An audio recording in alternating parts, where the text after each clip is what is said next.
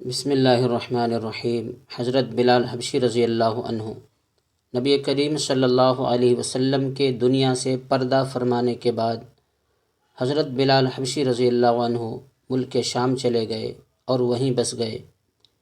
ایک عرصے کے بعد خواب میں نبی پاک صلی اللہ علیہ وسلم کی زیارت ہوئی تو آپ صلی اللہ علیہ وسلم نے فرمایا، بلال ہم سے ملنا کیوں چھوڑ دیا؟ حضرت بلال رضی اللہ عنہ تڑپ گئے اور آنکھ کھلتے ہی مدینہ کے لیے روانہ ہو گئے۔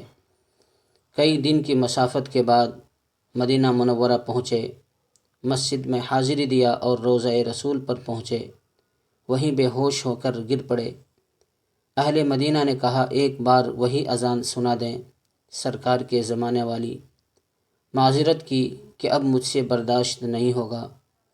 لوگوں نے حسنین کریمین سے کہلوایا، اب انکار ناممکن تھا۔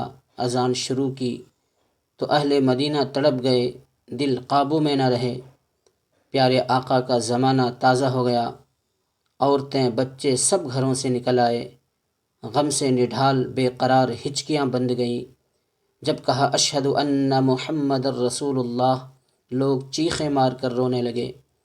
حضرت بلال کی نظر ممبر رسول پر پڑی، ممبر خالی تھا، سرکار نہیں تھے۔ خالی ممبر دیکھ کر گر پڑے، بے ہوش ہو گئے، اذان مکمل نہ کر سکے۔ ہوش میں آئے تو اٹھے اور پھر اذان شروع کی، مگر پھر بے ہوش ہو گئے۔ 11 بار اسی طرح ہوا کہ اٹھ کر اذان پوری کرنے کی کوشش کرتے پر نبی کریم صلی اللہ علیہ وسلم کو یاد کر کے بے ہوش ہو جاتے۔ بڑی مشکل سے اذان مکمل کی، اس کے بعد روتے ہوئے ملک شام کی طرف روانہ ہو گئے۔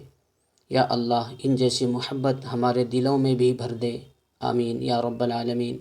محترم سامعین و ناظرین، آپ لوگ کمنٹ میں بتائیں کہ اس طرح کے واقعات آپ لوگوں کو کیسے لگتے ہیں، اور اس طرح کے واقعات و حکایات سننے کے لیے جو نئے حضرات ہیں وہ چینل کو سبسکرائب کریں، شیئر کریں۔